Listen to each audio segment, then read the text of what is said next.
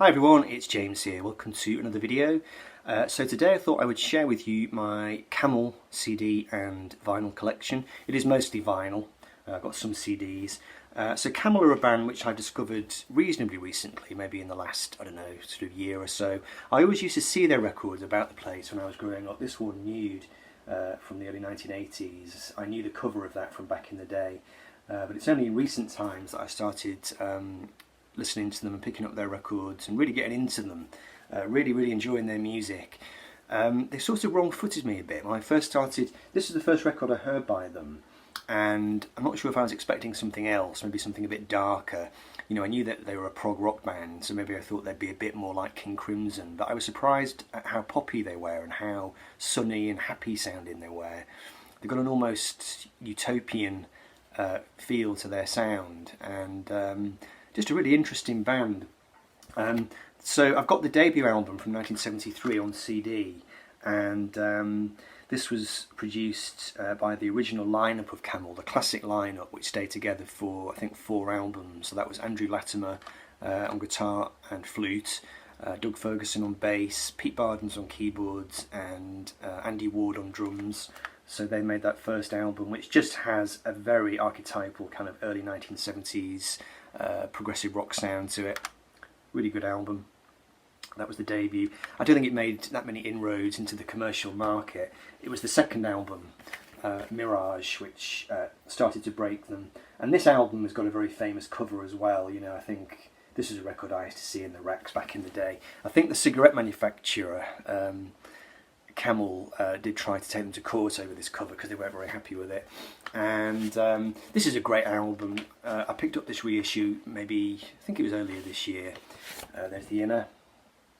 And this one again, it's got a very classic 70s prog sound, lots of, you know, intricate song structures, extended songs, guitar solos, and really nice vocals actually. Andrew Latimer's voice, to me it sounds a little bit like David Gilmour. It's got that kind of slightly mournful English quality to it. The songs are very lyrical, very fluent. What I like about Camel is this great kind of clarity to their, not just to their sound, but also to the production and to the songwriting. Everything's very clear, everything's very beautifully put together, thought through and considered. There's never any loose ends flapping, you know, everything's very contoured. It's just really nice to listen to. They're polished and occasionally a little bit on the bland side, but the musical compositions are always interesting enough, so it always carries them through. So Mirage, 1974, actually also didn't chart, but I think they'd started to build up more of a live following after that record. So then 1975 came the Snow Goose. This record I did actually pick up a while back. This is going back at least 3 or 4 years. It was a blind buy at the time. And this was based on a short story by a guy called Paul Gallico.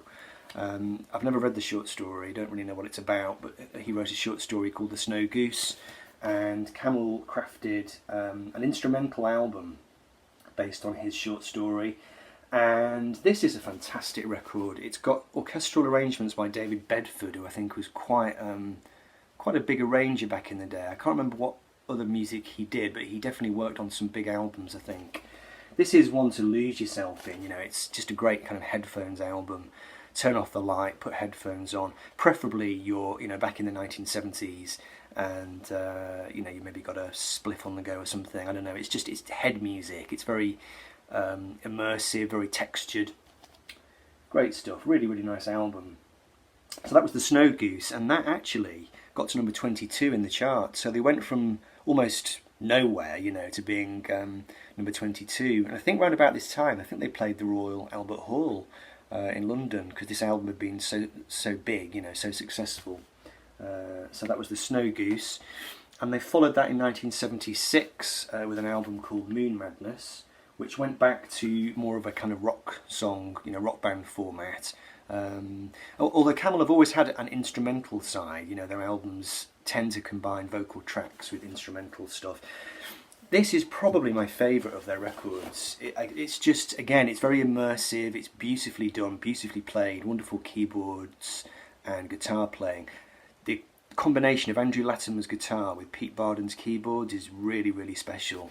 You know, they just dance around each other and just all kinds of whiz-bang, you know, pyrotechnics. So now, let me get this right. I think I'm right. So this is Andy Ward here, the drummer. I think that's Pete Barden's. This is Andrew Latimer, the guitarist, and that is Doug Ferguson, the bass player. I think I'm right. If there are any hardcore Camel fans watching and I got that wrong, I do apologise.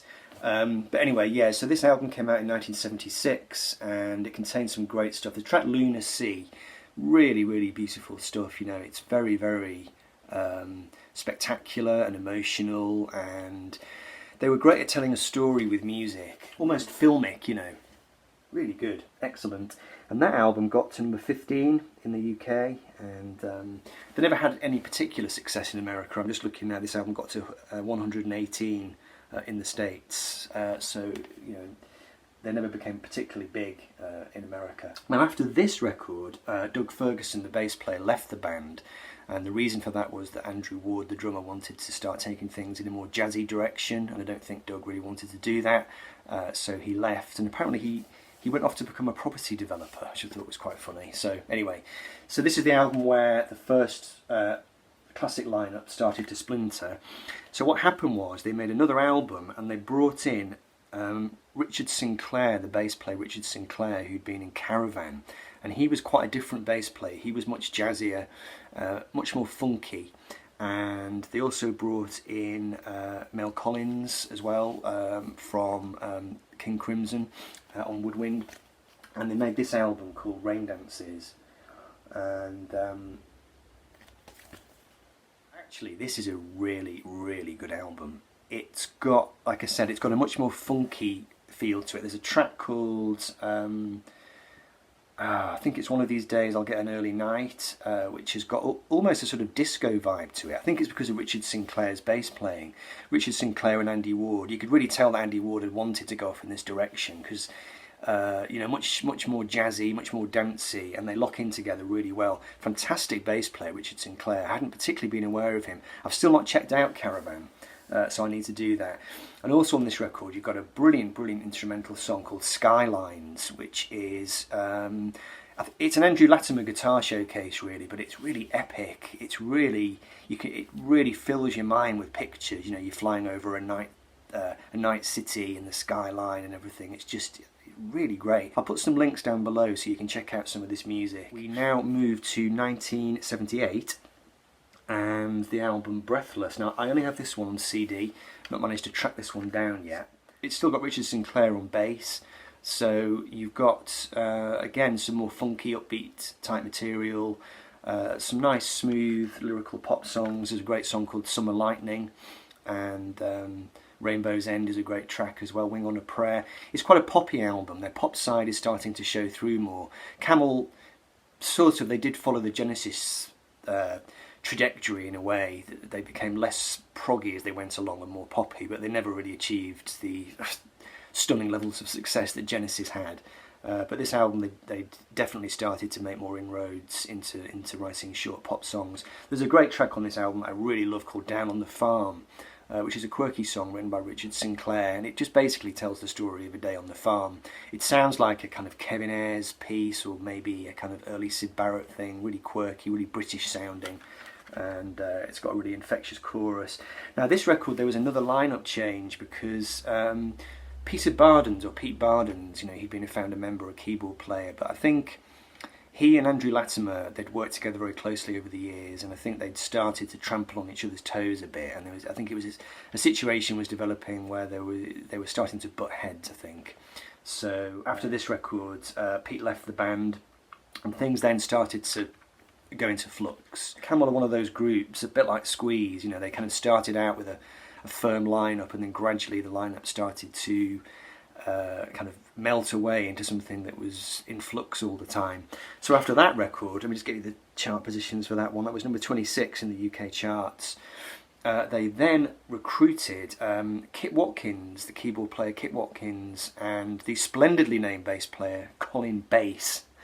And they made this record, I Can See Your House From Here. And again, this is a really nice album. Again, it shows them going more into the pop side of things. There we go. There's a great track that I love on this record called Remote Romance, which has got a kind of drum loop in it. Really, really infectious. It's a kind of early attempt to do something which sounds a bit like 80s electro pop, although it was a bit before its time. Phil Collins guests on this record, and there's a fantastic instrumental at the end called Ice, which contains one of Andrew Latimer's most florid guitar explorations, shall we say. Really good, excellent. So yeah, that was I Can See Your House From Here. So the next album we then return to Nude, which came out in 1981. And you know, more lineup changes now. Duncan McKay joined the group at this point on keyboards. He'd been in Cockney Rebel, and he'd also worked on a lot of the Kate Bush albums. So I'm not going to try and attempt to kind of work through all these lineup changes now, because it starts to become more and more, you know, unpredictable. But Nude is a nice album. It's a kind of concept album about a Japanese soldier who doesn't realise that World War II has come to an end. So he's still kind of out there, you know, thinking that he's on the front line, whereas in fact the war is over. And like I said before, this album's got a really sunny kind of sound to it. It's just got a very pleasant aura to it. You know, I guess it's very picturesque music. You know, it fills your mind with images and pictures. Again, some really nice playing. The sound is getting more electronic, more poppy again, but really nice. Got to number 34 in the album charts. And at this point, Andrew Ward, the drummer, I think he went into a bit of a meltdown situation, you know, drugs and alcohol I think it was, and he left the band. And that sort of drew a line really, because Andrew Latimer and Andy Ward were the only two surviving members from the original band, and at this point I think everything just completely collapsed. But Andrew Latimer was still under contract to the record company, and they wanted another album, so he basically he revived the Camel name and just got some other musicians together and called it Camel, and they made this album. This one is called The Single Factor. This is the most recent addition to the collection, and I've only given it a couple of spins. I haven't really got to grips with this one yet. First impressions are this is probably the weakest of the Camel records that I've heard. Again, it's them attempting to go down that pop kind of route, but they don't really have the chops for it, at least not at this particular period in time anyway. This record actually has got a collaboration between Andrew Latimer and Anthony Phillips from Genesis though, which I thought was quite interesting. And there's a variety of different musicians and guest stars on this record. The Imma, who we got? Simon Phillips, the great fusion drummer, and there's Anthony Phillips there. So yeah, so that was the Single Factor. I don't think it was a big hit. I think it got to number 57 in the charts. So yeah, there'd been an attempt to, I think the record company wanted Andrew Latimer to maybe, you know, be the next Phil Collins, but that clearly was not going to happen. And so we come up to date now as far as my collection is concerned with 1984 and the album Stationary Traveller, which had another new lineup again. So at this point now we're really talking about Andrew Latimer really being, you know, he is Camel. It's a bit like the situation in the 80s with Tony Iommi and Black Sabbath, where he was just, you know, working with various musicians and calling it Black Sabbath. So something very similar. This is a concept album about East Berlin and East Germany, and it's got some really, really nice stuff on it actually. Some of it is a little bit kind of pop bland, but there's some really nice playing and some good atmospheric stuff going on. So yeah, so you've got tracks like West Berlin, which are really atmospheric, and Refugee is a great track. I think increasingly as time has gone by, obviously because Andrew Latimer is the only surviving member, Camel had turned into more of a vehicle maybe for his guitar playing, so you get more of an emphasis on guitar instrumental tracks with Andrew Latimer, you know, stretching out. But there's still some nice songs on, you know, on these records, and I think what's interesting about Camel is that I've yet to listen to a record of theirs that I don't like. You know, even I've yet to hear a song of theirs that I don't like. I mean, there are some that are obviously not as good as others, but their music seems to have a kind of internal consistency to it, which I find very appealing. So yeah, that album got to number 57 in the charts, like I said, so their charts success days were well over, and they never really recovered, they never sort of came back as a major chart act, and there were a number of albums after this one. Camel are still around, they're still recording music, still playing concerts, so bit of a success story really, a kind of long surviving band, one of those great groups, those great British groups that just go on, they travel on and on and on. So yeah, just a nice discovery for me in the last couple of years. So I'd be interested to hear what other people think. I know there's a couple of Camel fans here on the VC. I know Roswell Ryan is really into them. A couple of other people that I've spoken to have said they liked them, so it'd be interesting to hear what people think. So there we go, hope you enjoyed it. Leave some comments below, and I'll see you very soon. Take care, bye bye.